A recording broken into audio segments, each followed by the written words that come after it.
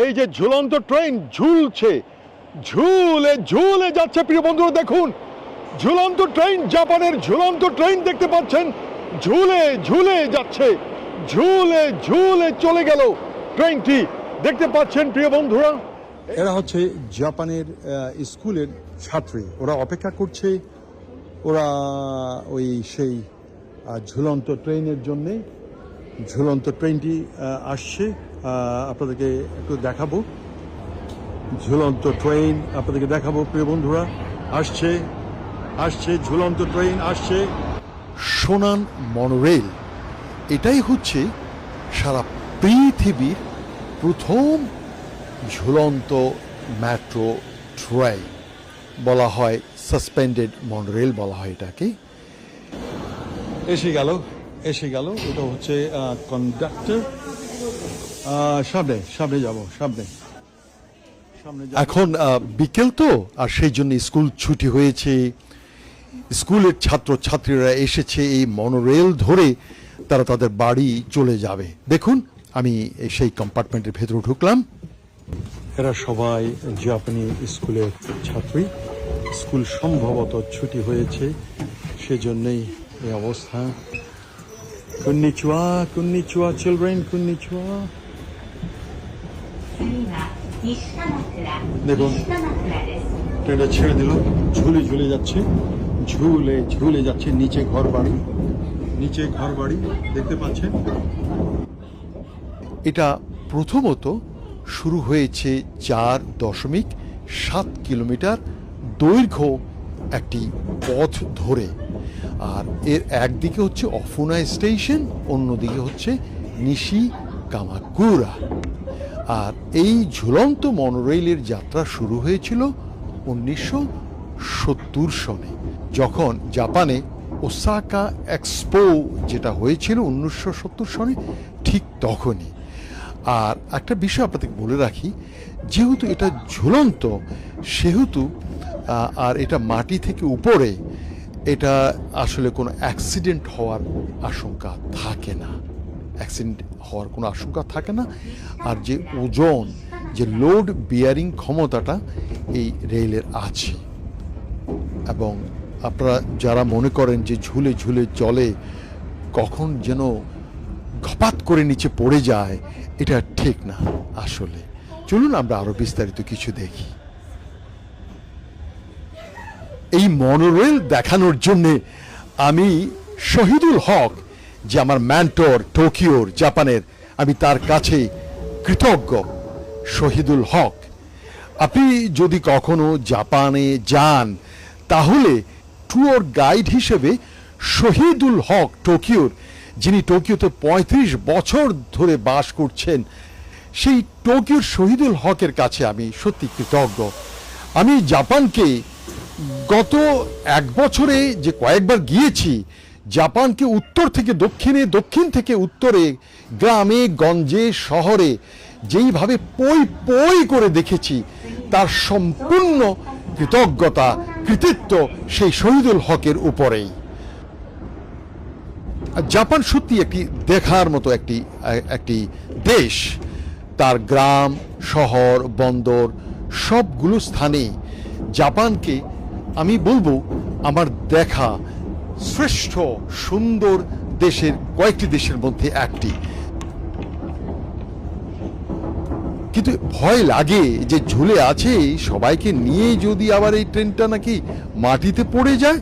আমি তো আগেই বলেছি যে এই ট্রেন কখনো মানে লাইন থেকে পড়বে না, ছিঁড়ে পড়ে যাবে না।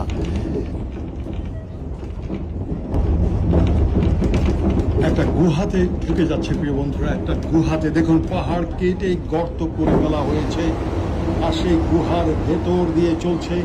আমি অনেকবার, বহুবার, বারবার, এগেইন আবার পুনরায় বলেছিলাম, জাপানের 70% মাটি হচ্ছে পাহাড়ি, আর সেই জন্য এখানে সুড়ঙ্গ, এটাকে সুড়ঙ্গের দেশ বলা হয়। প্রায় 11,000 সুড়ঙ্গ আছে এই দেশে, প্রায় 11,000 সুড়ঙ্গ। দেখুন সেই সুড়ঙ্গ থেকে আমরা বের হয়ে গেলাম।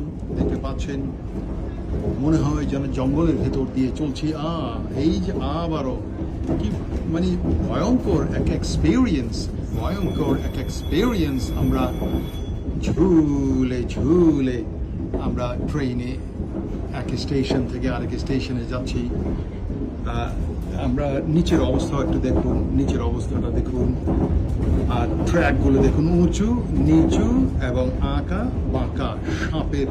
সাপ না, চন্দ্রবিন্দু কেন হবে, চন্দ্রবিন্দু হবে না, সাপের মতো এভাবে এঁকে বেঁকে সর্পিল গতিতে এগুচ্ছে যাচ্ছে। এখানেও আবার সিগন্যাল মানতে হবে, ইয়েলো দাগ পড়েছে স্লো করার জন্যে। দেখুন আমরা সামনের দিকে একটু নিয়ে যাই আপনাদেরকে। এই যে দেখুন নিচে কিন্তু যথারীতি সুন্দরভাবে গাড়ি চলছে।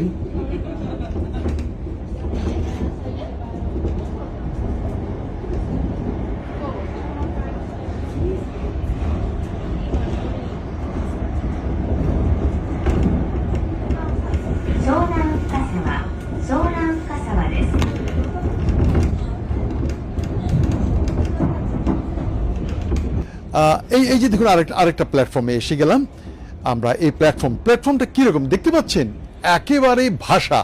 এটা কিন্তু মাটির সাথে কোনো সম্পর্ক নেই। কিন্তু আরেকটা ট্রেন ঝুলে আসছে। আপনি দেখুন আরেকটা ট্রেন আসছে, ও পাশ দিয়ে চলে যাচ্ছে।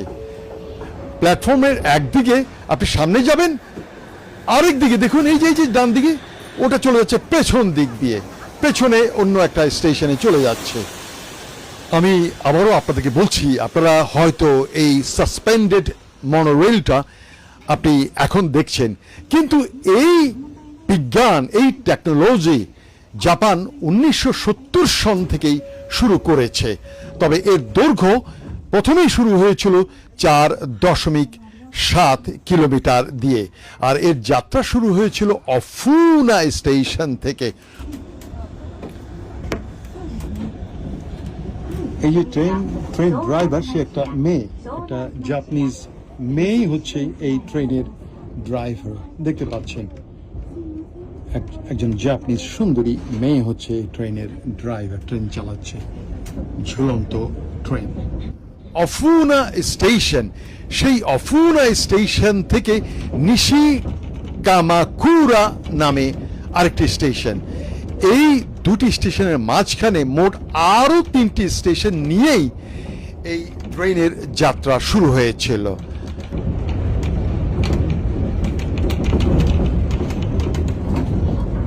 দুধারেই কিন্তু আপনি ঘর বাড়ি দেখতে পাচ্ছেন। আর একটা মজার ব্যাপার হলো, আমি একদম যেই ড্রাইভারের ঠিক বরাবর সিটের পেছনে দাঁড়িয়ে সামনের দিকে দেখছি যতটুকু দেখা সম্ভব। আর এই যে ড্রাইভার, একটা মেয়ে ড্রাইভার, সেই এই ঝুলন্ত ট্রেনটি চালাচ্ছে। অপূর্ব, মানে প্রথম একটু ভয় লাগছিল, মনে হচ্ছিল যেন কি ট্রেনটা কি ধপাত করে কি নিচে পড়ে যাবে নাকি। না, পড়বে না, কারণ কি ব্যাপক অর্থাৎ ওজন ধারণ ক্ষমতা এই সাসপেন্ডেড ট্রেন। আমরা ঝুলন্ত ট্রেন বলবো না, এটাকে বলা হয় সাসপেন্ডেড মনোরেল। এটার ওজন ধারণ ক্ষমতা বেশি। এই যে মেয়ে ড্রাইভারটাকে দেখতে পাচ্ছেন, মেয়ে ড্রাইভারটা আবার বসলো। এরা কিন্তু কোনো কন্ডাক্টর পেছনে একজন থাকবে আর সামনে ড্রাইভার থাকবে। আবার ট্রেনটা তো ঘোরানো হয় না, আপনি যে মাটির ট্রেন, যেটা মাটির উপরে যেটা চলে, সেটা তো আপনার সামনে পেছনে শান্টিং করে ইঞ্জিনকে একবার সামনে বা পেছনে নিয়ে যায়। এখানে কিন্তু সেই ব্যবস্থা নেই। এখানে আপনার সামনে ড্রাইভার থাকবে, আবার পেছনে ড্রাইভার থাকবে। শুধু ড্রাইভার সামনে থেকে পেছনে, পেছন থেকে সামনে যাবে। আর ভেতরের অবস্থা দেখুন, ট্রেনের ভেতরের অবস্থা দেখতে পাচ্ছেন। এখন যেহেতু বিকেল, ছাত্রছাত্রীরা তাদের স্কুল থেকে ফিরছে, অনেকে তার কাজ থেকে ফেরত যাচ্ছে। তবে খুবই উপযোগী এই মনোরেল। আমি আবার মূল কথায় আসি, আপনি যদি কখনো জাপানে আসেন, আপনি টোকিও থেকে প্রায় 45 কিলোমিটার সম্ভবত, if I am not wrong, সেই অফুনা স্টেশনে আপনি আসবেন। দেখতে পাচ্ছেন প্রিয় বন্ধুরা, আমি ট্রেনের জানালা দিয়ে দেখতে পাচ্ছি ট্রেনের জানালা দিয়ে দেখতে পাচ্ছি এই যে নিচে গাড়ি ঘোড়া চলছে, খুবই দারুণ। আপনি কখনো যদি জাপানে আসেন, আমরা একটা স্টেশনের কাছাকাছি এসে থামবো এখন। তার আগে একটু স্লো হয়ে যায়, দেখতে পাচ্ছেন, আর উপরের দিকে দেখতে পাচ্ছেন এগুলি হচ্ছে সেই রেলপাত। এই যে এটাই হচ্ছে প্ল্যাটফর্ম। দেখুন প্ল্যাটফর্মটা উপরেই থাকে, কিন্তু প্ল্যাটফর্মটা উপরে। এখন আমাদের এই মনোরেল, অর্থাৎ এটাকে বলা হয় সাসপেন্ডেড মনোরেল, সেটা এসে থেমেছে। সবাই নামবে, যারা নামার তারা নামবে। আর আমি চলে যাচ্ছি অফুনাতে। অফুনা স্টেশনটাই ছিল ওদের এই মনোরেল শুরু। সর্বক্ষণ সেই ট্রেনের ভেতরে মাইক অ্যানাউন্সমেন্ট হচ্ছে, আপনি শুনতে পাচ্ছেন কোথায় এসে থামবে, কোথায় নামবেন, এবং বিভিন্ন নির্দেশনা থাকে। ট্রেনটি চলছে, আমার কাছে এত রোমাঞ্চকর মনে হচ্ছিল। আর আমি বারবার মনে করছিলাম যে এই ট্রেনটা, এটা আমরা দেখেছি অনেক আগে, কিন্তু এইভাবে চড়ে তো আর কখনো দেখিনি। সেজন্যে আজ আমি অস্ট্রেলিয়াতে ফিরে যাব। রাতেই আমার প্লেন, রাত 9টার দিকে। অফুনা স্টেশন আপনার টোকিওর যেই সেন্ট্রাল স্টেশন, সেই স্টেশন থেকে আপনি দক্ষিণ একটু পশ্চিম দিকে আপনাকে বেঁকে চলে আসবেন। প্রায় 55 মিনিট লাগবে, তবে দূরত্ব হচ্ছে 52.9 কিলোমিটার। আপনি এই অফুনা স্টেশনে নর্মাল যেই মেট্রো রেল সিস্টেম আছে, সেই মেট্রো রেলে চড়েই আপনি অফুনাতে আসবেন।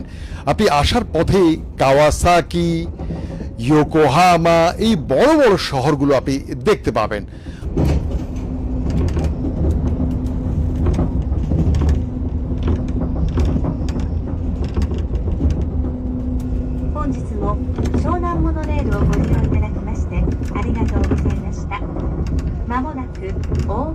আমরা এখন অফুনা স্টেশনে চলে এসেছি।